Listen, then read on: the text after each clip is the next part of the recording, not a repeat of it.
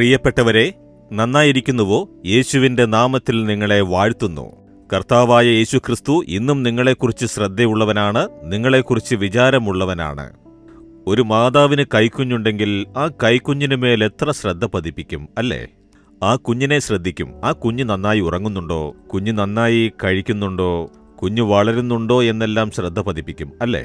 അതുപോലെ തന്നെ ദൈവവും ഒരമ്മയുടെ ഹൃദയമുള്ളവനാണ്. ദൈവം നമ്മെ ശ്രദ്ധിച്ചു നോക്കി. എന്റെ മക്കൾ, എന്റെ കുഞ്ഞുങ്ങൾ, അവരെന്നെ അനുഗമിച്ചു വരുന്നു, അവരാരോഗ്യമുള്ളവരായിരിക്കണം, സൗഖ്യമായിരിക്കണം, അവർ വളർന്നു വരണം എന്ന് ദൈവം ആഗ്രഹിക്കുന്നു. അതേയോ എന്ന് നോക്കുകയാണോ? ഒരു വേദവചനം വായിക്കാം. 1 പത്രോസ് 2 അധ്യായം 2 വാക്യം. ഇപ്പോൾ ജനിച്ച ശിശുക്കളെപ്പോലെ രക്ഷയ്ക്കായി വളരുവാൻ, വചനമെന്ന മായമില്ലാത്ത പാൽ കുടിപ്പാൻ വാങ്ജിപ്പിൻ. ഈ വായിച്ചു കേട്ട വേദവചനമില്ലേ? മായമില്ലാത്ത പാൽ, കളങ്കമില്ലാത്ത ജ്ഞാനപ്പാൽ എന്ന് പറയുന്നു. ഇതിൽ നമ്മൾ വാഞ്ചയായിരിക്കണം. പുതിയതായി ജനിച്ച കുഞ്ഞ്, പുതുതായി ഇപ്പോഴാണ് കുഞ്ഞ് ജനിച്ചിരിക്കുന്നത്, കുഞ്ഞ് ജനിച്ച് ഒരാഴ്ചയായി 2 ആഴ്ചയായി എന്ന് പറഞ്ഞാൽ ചില മാസങ്ങൾ വരെ പുതിയതായി ജനിച്ച ആ കുഞ്ഞ് കൈക്കുഞ്ഞാണ്. അതിനെ നിങ്ങൾ ശ്രദ്ധിച്ചിട്ടുണ്ടോ? നാം മുതിർന്നു കഴിഞ്ഞാൽ 3 നേരം ഭക്ഷണം കഴിക്കുന്നു. എന്നാൽ ഒരു കുഞ്ഞങ്ങനെയല്ല. വിശന്നാൽ അത് ഇടയ്ക്കിടയ്ക്ക് കരയും. അപ്പോൾ അമ്മ കുഞ്ഞിന് പാല് കൊടുത്താൽ അത് ശാന്തമാകും. കുഞ്ഞ് കുറച്ചു മണിക്കൂർ കരഞ്ഞുകൊണ്ടേയിരിക്കും. രാത്രിയാണ്, അയ്യോ അർദ്ധരാത്രിയാണ് എന്നൊന്നും നോക്കുകയില്ല. ഏതു നേരമാണെങ്കിലും അത് വിശന്നാൽ കരഞ്ഞുകൊണ്ടേയിരിക്കും. പാലിനു വേണ്ടി അത് ആവശ്യപ്പെട്ടുകൊണ്ടിരിക്കും. ഒരു വാങ്ച. ഇവിടെ ദൈവം പറയുന്നു, നിങ്ങൾ വളരുവാനായി പുതുതായി ജനിച്ച കുഞ്ഞിനെപ്പോലെ ആത്മീകമായ വളർച്ച പ്രാപിക്കണം. നിങ്ങളുടെ ആത്മീക വളർച്ചയ്ക്ക് കുഞ്ഞുങ്ങളായിരിക്കരുത്, അവർ വളർന്ന് വലുതാവണം. ഒരു കുഞ്ഞ് കൈക്കുഞ്ഞാണ്. 2 വയസ്സായാലും ഒരു കൈക്കുഞ്ഞായിരുന്നാൽ മാതാവ് സന്തോഷിക്കുമോ? ഇല്ല, അല്ലേ? പാല് കുടിച്ചുകൊണ്ടേയിരിക്കും, ചെറിയ കുട്ടിയായി തന്നെ ഇരിക്കുമെന്ന് പറഞ്ഞാൽ ആരും സന്തോഷിക്കില്ല. വളരണം. അതേപോലെയാണ് ദൈവവും. നിങ്ങളെന്റെ മക്കളാണ്. ആത്മീയ വളർച്ചയിൽ വളരണം, പ്രാർത്ഥനയിൽ വളരണം, വിശ്വാസത്തിൽ വളരണം, പരിശുദ്ധിയിൽ വളരണം, നീതിയിൽ വളരണം. അപ്പോൾ അതിന് നാം എന്താണ് ചെയ്യേണ്ടത്? ഈ വചനമില്ലേ, അതാണ് ജ്ഞാനപ്പാൽ, കളങ്കമില്ലാത്ത ജ്ഞാനപ്പാൽ. ഒരമ്മയുടെ പാലാണ് ശുദ്ധമായ പാല് എന്ന് ഡോക്ടേഴ്സ് നമ്മോട് പറയാറുണ്ട്. കുഞ്ഞ് ജനിച്ച് ഏതാനും മാസങ്ങൾ വരെ കുഞ്ഞിന് അമ്മയുടെ പാലാണ് കൊടുക്കേണ്ടത്. പുറത്തുനിന്നുള്ള പാലില്ലേ, അതൊന്നും കൊടുക്കരുത്. അതിൽ മായം കലരാനുള്ള ചാൻസ് ഉണ്ട്. ശുദ്ധമായ, മായം ചേർക്കാത്ത ആരോഗ്യകരമായ പാലെന്നാൽ അത് അമ്മയുടെ പാലാണ്. അതുകൊണ്ടാണ് അമ്മയുടെ പാല് കൊടുത്ത് വളർത്തണം എന്ന് പറയുന്നത്. അപ്പോൾ ശുദ്ധമായ, മായമില്ലാത്ത, പരിശുദ്ധമായ പാലാണ് വേദവചനം. ഈ വചനത്തിൽ നാം വാഞ്ചയുള്ളവരായിരിക്കണം.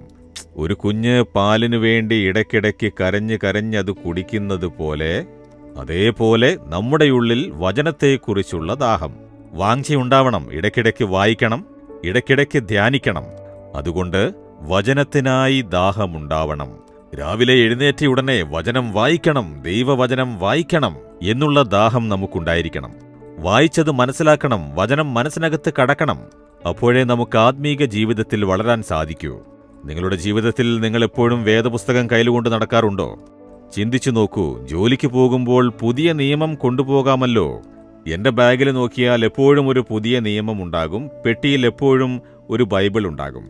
ഞാനിപ്പോഴും വിമാനത്തിൽ പോകുമ്പോഴും വിമാനത്തിനായി കാത്തിരിക്കുമ്പോഴും എങ്ങോട്ടെങ്കിലും പോകുമ്പോൾ തനിച്ചിരിക്കുന്ന അവസരങ്ങൾ ഉണ്ടാകുമ്പോൾ പുതിയ നിയമത്തെ എടുത്ത് 1-2 അധ്യായം വായിച്ച് ഇടയ്ക്കിടയ്ക്കെല്ലാം വചനം വായിച്ചുകൊണ്ടേയിരുന്നാൽ നാം അറിയാതെ നമ്മുടെ ഉള്ളിൽ വിശുദ്ധി ഉണ്ടാകും, വിശ്വാസം വർദ്ധിക്കും, ദൈവത്തോടുള്ള സ്നേഹം വർദ്ധിക്കും, ആത്മീക ജീവിതത്തിൽ ഒരു വളർച്ചയുണ്ടാകും.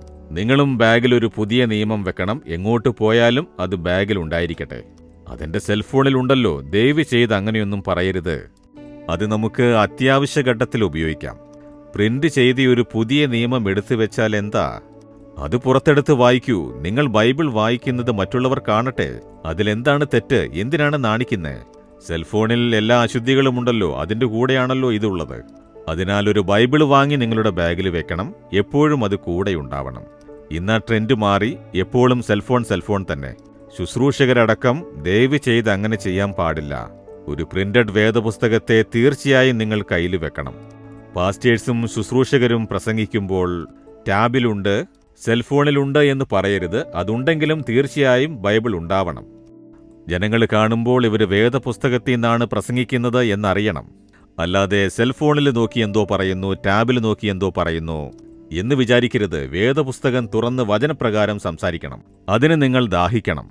ഞാൻ പ്രസംഗിക്കാൻ വേണ്ടി വായിക്കണം എന്ന് കരുതരുത്. രാവിലെ എഴുന്നേറ്റ് വചനം വായിച്ച് എനിക്ക് വേണ്ടി ധ്യാനിക്കണം. അപ്പോഴേ പ്രസംഗത്തിനൊരുങ്ങാൻ സാധിക്കുകയുള്ളൂ. നാം വളരണം, അല്ലേ? വിശുദ്ധിയിൽ വളരണം, വിശ്വാസത്തിൽ വളരണം, ആത്മീക വളർച്ചയിൽ വളരണം, അല്ലേ? അതിന് വേദപുസ്തകമാണ് കാരണം. അതിനാൽ വചനത്തിൽ ദാഹമായിരിക്കട്ടെ.